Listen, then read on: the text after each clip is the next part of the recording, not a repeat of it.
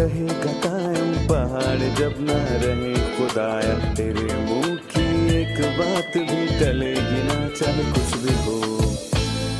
عزیز ناظرین، میں Ayad Zarif آپ تمام دیکھنے والوں کو ہمارے روز کے بائبلی مطالعاتی پروگرام کی نئی قسط میں خوش آمدید کہتا ہوں۔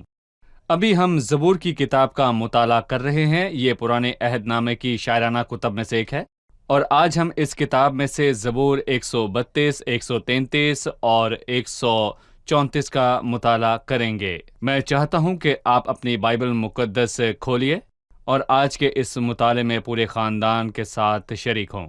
لیکن پروگرام کے باقاعدہ آغاز سے پہلے میں اسٹوڈیو میں موجود خدا کے خادم کا خیر مقدم کروں گا۔ خوش آمدید بھائی۔ شکریہ بھائی۔ اور اسٹوڈیو میں آئے ہمارے دیگر مہمانوں کو بھی خوش آمدید۔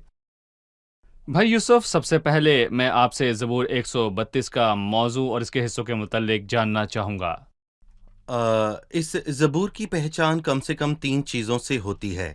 پہلی، یہ رعایت کے گیتوں میں سے سب سے لمبا ہے، اور دوسری سب سے اہم چیز کہ یہ پہلا زبور ہے جس میں صندوق کا ذکر ہوا ہے، اور تیسرا، اس میں داؤد کے نام کا ذکر 4 بار ہوا۔ اس زبور کا موضوع ہے خدا کی قدرت کا صندوق، کیونکہ داؤد کو خدا کے معاملات کی بہت پرواہ تھی، خاص کر کے خداوند کے گھر اور اس کے صندوق کی۔ اور اس سے ہمیں ایک بہت ہی اچھا سبق حاصل ہوتا ہے کہ جب انسان کو خدا کے معاملات کی فکر ہو تو خدا کو بھی انسان کے معاملات کی فکر ہوتی ہے۔ اور اسی لیے پہلے حصے میں خداوند کی اس صندوق اور اس کے گھر کے لیے داؤد کی فکر کا ذکر ہوا، اور دوسرے حصے میں یعنی 10ویں آیت سے آگے ہم دیکھتے ہیں کہ خداوند کو داؤد کے گھر کی اور اس کے تخت کی فکر تھی۔ اور یہ کتنی اچھی بات ہے کہ ہم کو خدا کے اور خدا کو ہمارے معاملات کی فکر ہوتی ہے۔ بہت خوبصورت بات کہی۔ جب ہم خداوند اور اس کے کاموں کی پرواہ کریں تو وہ بھی ہماری زندگی کے معاملات کی پرواہ کرتا ہے۔ جی، لکھا ہے معلومات یعنی ہیکل کی زیارت کا گیت، اے خداوند داؤد کی خاطر اس کی سب مصیبتوں کو یاد کر، کہ اس نے کس طرح خداوند سے قسم کھائی اور یعقوب کے قادر کے حضور منت مانی کہ یقیناً میں نہ اپنے گھر میں داخل ہوں گا، نہ اپنے پلنگ پر جاؤں گا، اور نہ اپنی آنکھوں میں نیند، نہ اپنی پلکوں میں جھپکی آنے دوں گا، جب تک خداوند کے لیے کوئی جگہ اور یعقوب کے قادر کے لیے مسکن نہ ہو۔ بھائی یوسف، ہمیں داؤد کی اس خواہش کے متعلق بتائیں کہ وہ خداوند کا گھر اور اس کے صندوق کے لیے کوئی جگہ تیار کرے۔ جیسا کہ ہم نے کہا کہ خدا کے کام داؤد کے لیے اہم تھے، اور یہی داؤد کے کردار کی نمایاں خصوصیات تھیں۔ خداوند نے فرمایا، مجھے ایک شخص یسی کا بیٹا داؤد میرے دل کے موافق مل گیا۔ اس کا مطلب ہرگز یہ نہیں تھا کہ داؤد بے عیب تھا، اس کی زندگی میں گناہ تھا، لیکن خدا کے سب معاملات اس کے لیے اہم تھے، اور میں کہوں گا کہ یہی بات اس کے کردار کی سب سے اچھی چیز تھی۔ وہ ایک عاجز شخص تھا، اور دوسرے سلاطین اس کے 7ویں باب میں ذکر ہے کہ داؤد نے چاہا کہ خداوند کے لیے ایک گھر تیار کرے، اور ناتن اور اس کی حوصلہ افزائی کی، لیکن بعد میں اس نے اس کے پاس جا کر کہا کہ خداوند نے فرمایا ہے کہ اس کا گھر داؤد نہیں بلکہ اس کا بیٹا سلیمان بنائے گا، کیونکہ داؤد جنگجو ہے، اس نے خون بہایا، اس کی خدمت جنگجوؤں میں تھی، اس لیے خدا نے سلیمان کو چنا جو امن پسند تھا۔ اور داؤد یہ بات جان کر ہرگز پریشان نہیں ہوا کہ ہیکل اس کے نام سے نہیں بلکہ سلیمان کے نام سے جانی جائے گی۔ نہیں، اس نے اس کے بارے میں نہیں سوچا، اس کے برعکس اس نے اپنی باقی زندگی ہیکل کی تعمیر کے لیے خام مال تیار کرنے میں گزار دی، اور جب سلیمان بادشاہ بنا تو اس نے سب کچھ تیار پایا، سونا چاندی پیتل لکڑی، اسے سب کچھ تیار ملا۔ یہ سب کچھ کس نے تیار کیا؟ داؤد نے، حالانکہ وہ گھر اس کے نام سے منسلک نہیں ہونا تھا۔ اس نے اپنے نام کی نہیں بلکہ خدا کے کام اور خاص کر خداوند کے گھر کے لیے سب سے زیادہ پرواہ کی، اور خدا کا گھر اس کے صندوق کے بغیر ویسا نہیں ہو سکتا، اس لیے لکھا ہے، اے خداوند تو اور تیری قدرت کا صندوق۔ 6 آیت ہے، دیکھو ہم نے اس کی خبر فراتا میں سنی، ہمیں یہ جنگل کے میدان میں ملی، ہم اس کے مسکنوں میں داخل ہوں گے، ہم اس کے پاؤں کی چوکی کے سامنے سجدہ کریں گے۔ میں جاننا چاہتا ہوں کہ داؤد کو کب سے صندوق کی فکر ہوئی؟ اس کا فراتا سے کیا تعلق ہے؟ یہ خیال اس کو بادشاہ بننے سے پہلے آیا یا اس کے بعد؟ دیکھیں، اس آیت سے یوں معلوم ہوتا ہے کہ جب وہ بیت لحم میں ایک چھوٹا بچہ تھا تو اس نے سنا، دیکھو ہم نے اس کی خبر افراتا میں سنی، یہ بیت لحم کے ناموں میں سے ایک نام ہے، یعنی کہ جب وہ ایک چھوٹا بچہ تھا تو شاید اس نے اپنے علاقے کے بزرگوں کے بیچ میں بیٹھ کر یہ بات سنی ہو، کیونکہ اس وقت سب دیندار لوگوں کو صندوق کی بہت فکر تھی۔ اور میں کہوں گا کہ بہت سے لوگوں نے داؤد کے باپ یسی سے بات کی، اور داؤد نے بھی اس کے بارے میں سنا، اور داؤد کے دل میں یہ بات آئی کہ وہ صندوق اپنی جگہ کب واپس آئے گا، اور اسی لیے دوسرے سیموئیل کے 6 باب میں ذکر ہے کہ اپنی سلطنت قائم ہونے کے بعد سب سے پہلے اس نے اس کا سوچا، پہلی چیز یہی سوچی کہ وہ اس صندوق کو اس کی جگہ پر لے آئے، اور دوسرے سیموئیل کے 7 باب میں اس نے سوچا کہ وہ خداوند کے لیے گھر تیار کرے۔ اس نے کہا کہ میں تو دیودار کی لکڑی کے گھر میں رہتا ہوں، لیکن خداوند کا صندوق پردوں کے اندر رہتا ہے۔ دیکھیں، ایسا نہیں ہونا چاہیے۔ تو داؤد نے یہ خواہش کی شاید کوئی دیکھنے والا ابھی بچہ ہو، تو میں اسے کہنا چاہتا ہوں کہ اگر آج انہیں خدا کے معاملات کی فکر ہے تو خدا انہیں عظیم شخص بنا سکتا ہے، اور بہت سے ایسے لوگ ہیں جنہوں نے اپنی چھوٹی عمر میں اس کام کا آغاز کیا تھا، اور اپنی جوانی کے دنوں میں انہوں نے خدا کے معاملات کی پرواہ کی، اور خدا نے انہیں عظیم شخص بنایا۔ بھائی یوسف، میں اس موقع پر والدین سے مخاطب ہونا چاہوں گا۔ مطلب جب داؤد چھوٹا بچہ تھا تو اس نے اپنے والدین اور باپ دادا سے صندوق کے بارے میں سنا، اس کا دل اس پر لگا، اور جب وہ بادشاہ بنا اس نے صندوق کی قدر کی۔ جب آپ باپ ہیں تو اپنے بیٹوں کو خداوند اور اس کے معاملات اور اس کی جماعت کے متعلق بتائیں، ایمانداروں اور ان کی جماعت کے بارے میں بتائیں۔ جب آپ کی اولاد اس ماحول میں بڑی ہو تو اس کے لیے ان سب باتوں کی اہمیت ہوگی، لیکن اگر ہم اپنے بیٹوں کے سامنے ان پاک معاملات کے بارے میں بات نہ کریں تو وہ بڑے ہو کر ان کو عزت نہیں دیں گے۔ جی بھائی، میں مزید کہوں گا کہ نہ صرف مثبت بولیں بلکہ خدا کے لوگوں اور اس کے معاملات کے متعلق منفی باتیں کرنے سے باز آئیں، کیونکہ جب ہم ان کے لیے کوئی بھی منفی بات کرتے ہیں تو یہ ہماری اولاد کو متاثر کرتا ہے۔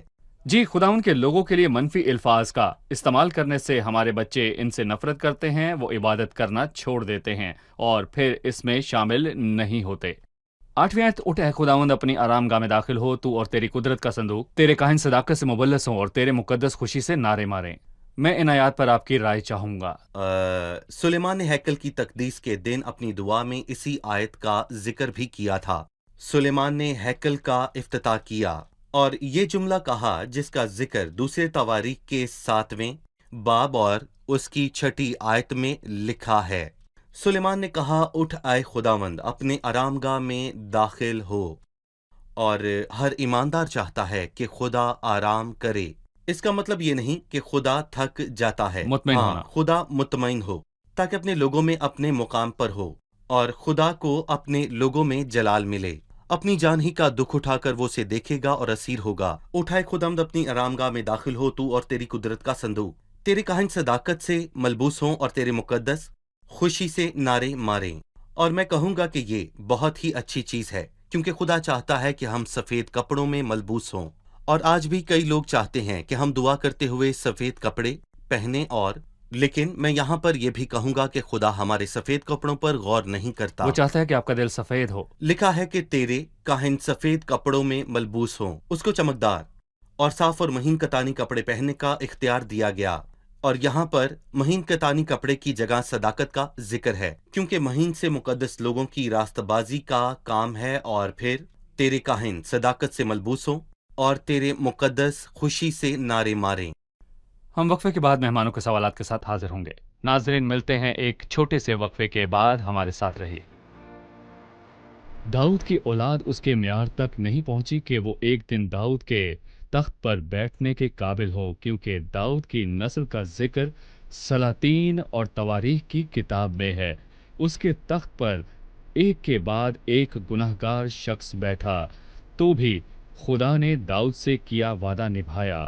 جب تک مسیح نہ آیا، مقدس لوکا نے اس کی گواہی دی، وہ بزرگ ہوگا اور خدا تعالیٰ کا بیٹا کہلائے گا، اور خدا اس کے باپ داؤد کا تخت اسے دے گا، اور وہ یعقوب کے گھرانے پر ابد تک بادشاہی کرے گا، اور اس کی بادشاہی کا آخر نہ ہوگا۔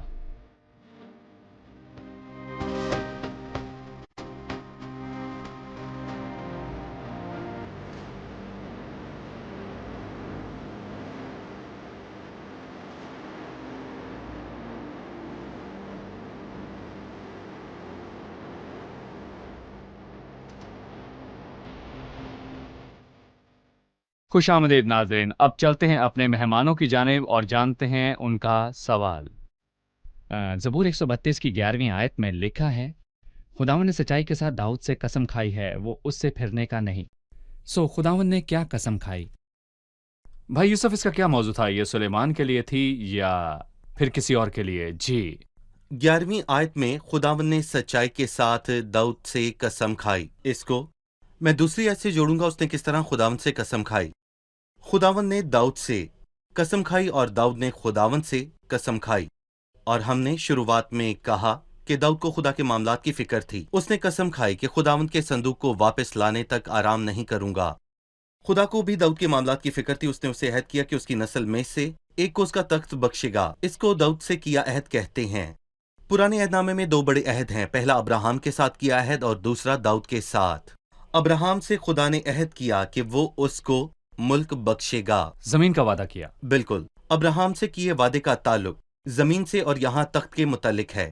उसने दाऊद से कसम खाई कि उसकी नस्ल में से एक को उसके तख्त पर बिठाएगा। और मैं यहाँ पर ये कहूंगा कि इसकी शुरुआत सुलेमान से हुई, और लेकिन मैं यहाँ पर यह भी कहना चाहूंगा कि इसकी तकमील सुलेमान में नहीं बल्कि इब्ने आदम यानी कि खुदावंद यीशु मसीह में हुई। और उसकी पैदाइश पर जब्राइल फरिश्ते ने मुकद्दसा मरियम से ये कहा, और खुदा उसके बाप दाऊद का तख्त उसे देगा और वो याकूब के घराने पर अब तक बादशाही करेगा और उसकी बादशाही का आखिर ना होगा।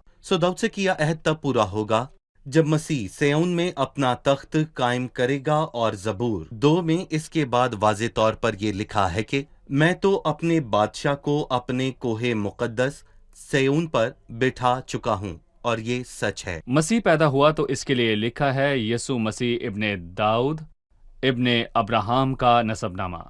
वो जमीन का खुदावंद है, तख्त का खुदावंद है। दाऊद और अब्राहम से किए अहद इसी में पूरे हुए। बिल्कुल। भाई यूसुफ, ज़बूर 132 की 15वीं आयत है, मैं उसके ज़र्क में खूब बरकत दूंगा, मैं उसके गरीबों को रोटी से सैर करूंगा। भाई यूसुफ, इस आयत पर मैं आपकी राय चाहता हूं, इसके मुतालिक आप क्या कहेंगे? जी, यहाँ पर लिखा है कि मसीह अपने तख्त पर बैठेगा और वो बादशाह होगा। ये बादशाह अपने शहरियों के साथ क्या करेगा? मैं इसके रिज़्क में खूब बरकत दूंगा, मैं उसके गरीबों को रोटी से सैर करूंगा। और एक मौजज़े का जिक्र चारों अनाजील में है कि यीशु ने 5000 आदमियों को खाना खिलाया।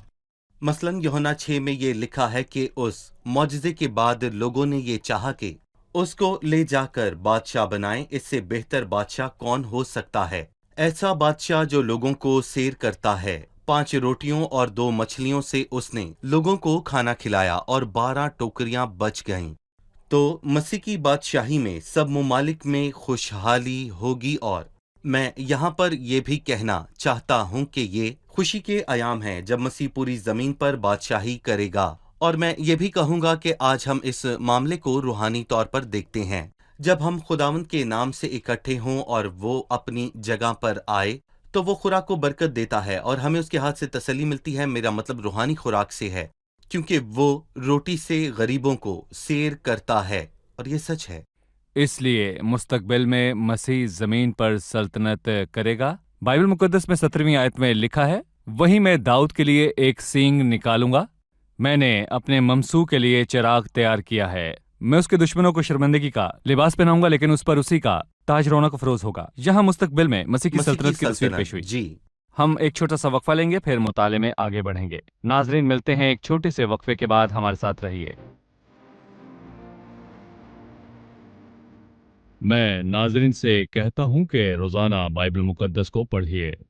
इसके अलावा मैं चाहता हूं कि जो कलाम आप पढ़ें इसको समझे। पौलुस ने तिमोथियस से कहा, मैं जो कहता हूं उस पर गौर कर, क्योंकि खुदावंद तुझे सब बातों की समझ देगा। दुआ करें कि खुदावंद आपका जहन खोले ताकि आप उसके कलाम को समझ सके। लिखा है उसने उनका जहन खोला ताकि किताब मुकद्दस को समझे। इसलिए इसको पढ़ें और समझें, बल्कि मैं कहता हूं कि खुदा के कलाम को याद करें, और आप जो भी पढ़ें अपनी जिंदगी में इस पर भी अमल करें।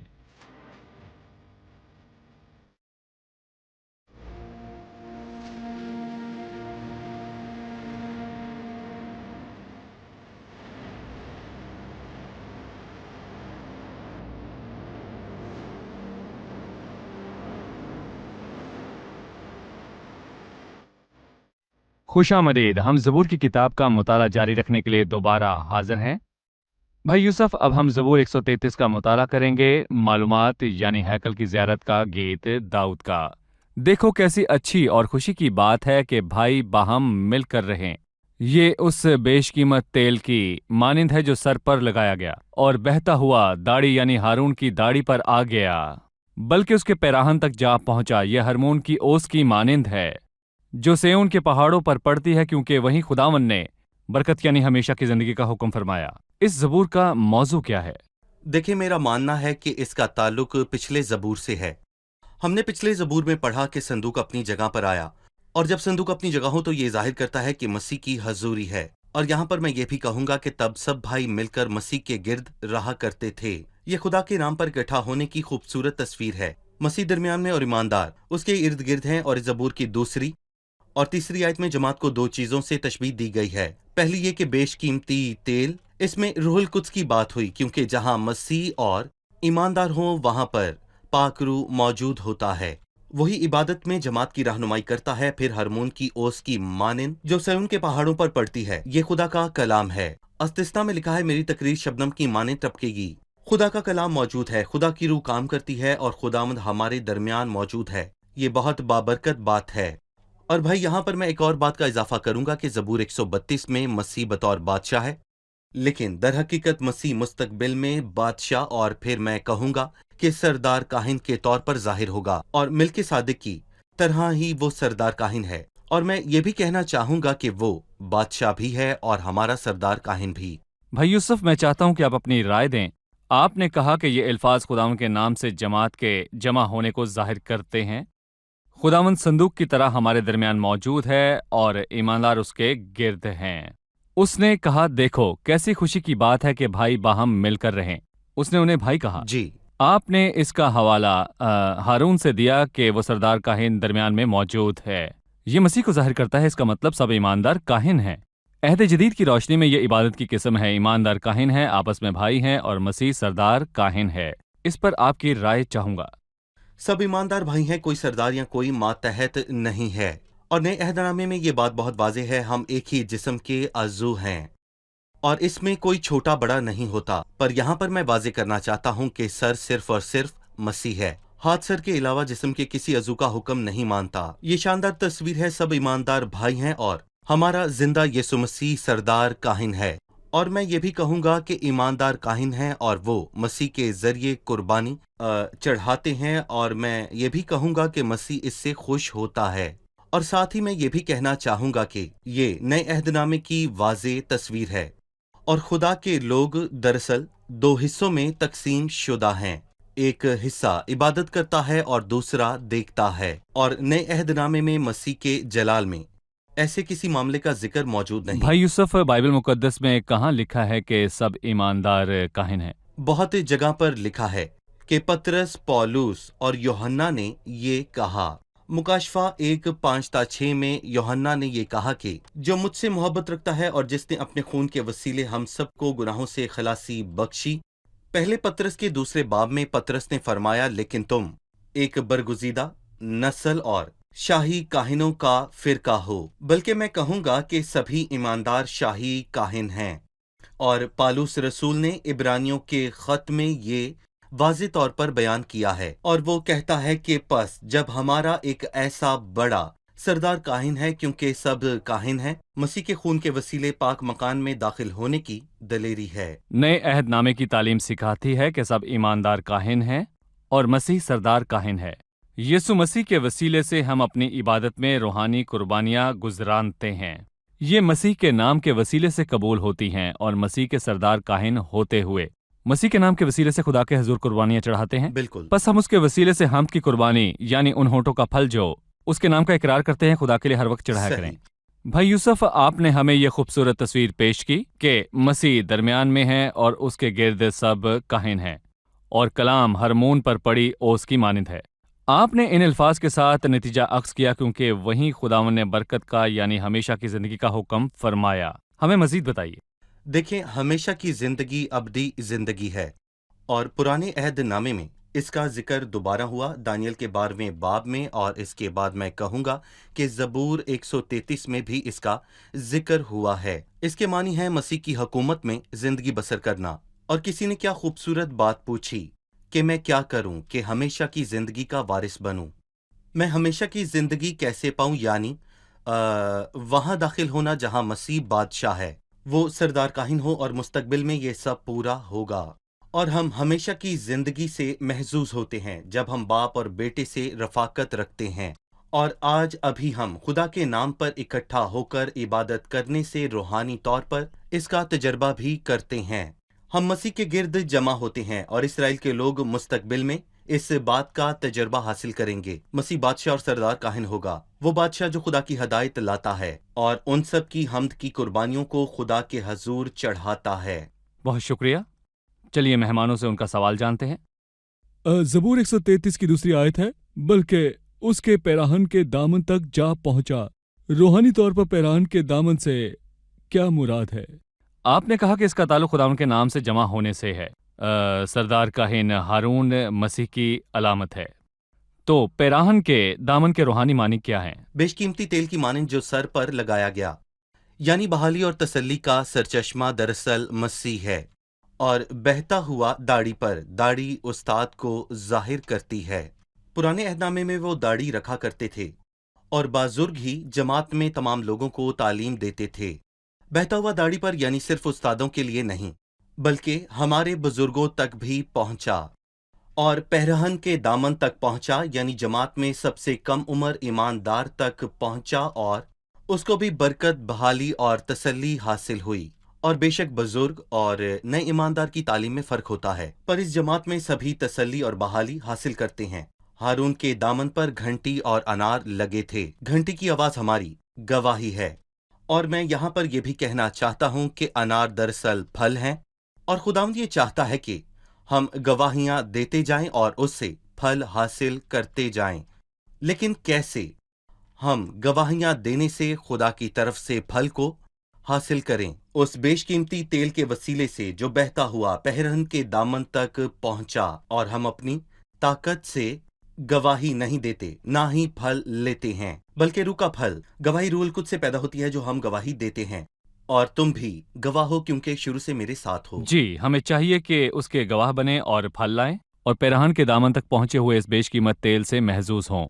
ہمیں چاہیے کہ اس کی عبادت کریں، اور وہ تیرے قدموں میں بیٹھے ایک ایک تیری باتوں سے مستفیض ہوگا۔ بالکل۔ زبور 134 کا کیا موضوع ہے؟ کیا اس کا تعلق زبور 133 سے ہے جس میں خدا کے نام سے اکٹھا ہونے کا ذکر ہے؟ دیکھیں، میں یہاں پر یہ کہوں گا کہ اس کا تعلق زبور 132 میں صندوق سے، اور زبور 133 میں بھائیوں کے اس کے گرد جمع ہونے سے ہے، اور پھر اس کے بعد برکت کی سمت کا ذکر ہے۔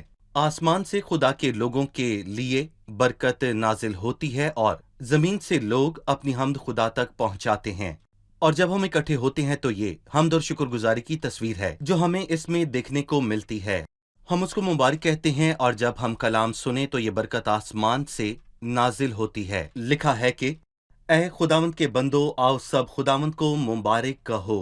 تم جو رات کو خداوند کے گھر میں کھڑے رہتے ہو، مقدس کی طرف ہاتھ اٹھاؤ اور اس کو مبارک کہو۔ یہ نیچے سے اوپر کی سمت ہے۔ جس نے آسمان اور زمین کو بنایا، وہ صہیون سے تجھے برکت بخشے گا۔ یہاں زبور نویس نے رات میں خداوند کے گھر میں برکت اور عبادت کا ذکر کیا، پر رات ختم ہوگی اور سویر آئے گا، اور پھر عبادت رات میں نہ ہوگی۔ بھائی یوسف، آپ ہمیں صحیح۔ اس حالت کے بارے میں بتائیں۔ جی، میں یہاں پر کہوں گا کہ زمینی لوگوں کو 1000 سالہ بادشاہی سے امید ہے۔ اس میں دن اور رات ہوں گے، اور اسی لیے یہاں پر ایک خوبصورت منظر بیان ہے، تم جو رات کو خداوند کے گھر میں کھڑے رہتے ہو۔